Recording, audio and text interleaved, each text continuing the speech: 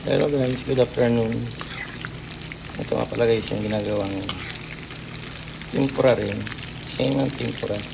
Pero tayo breaded lang sa breadcrumbs. Medyo crispy lang siya.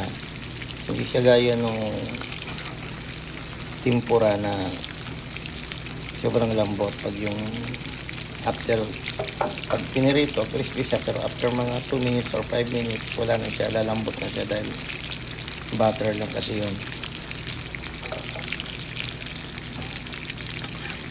Ito kasi guys ay pinukoting muna sa butter bago binibreaded sa crumbs. Ito, gaya nito guys, so yan. Yan yun. Pinabalot siya sa crumbs, kaya crispy siya kainin. Kapag pinirito, crispy siya. Maski pa isang oras na malamig na, matigas pa rin siya, crispy siya. Hindi siya dahil sa crumbs, yung Japanese crumbs na ginagamit dito.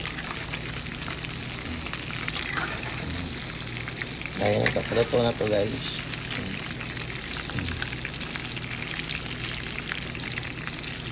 Yan. Nag-brown natin ng konti pa. Light brown pa natin. Ayan. Pag ganyan guys, ito na yan.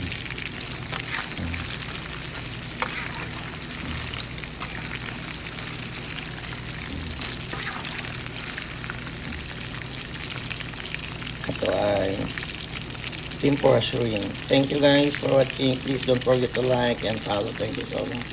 Bye. God bless.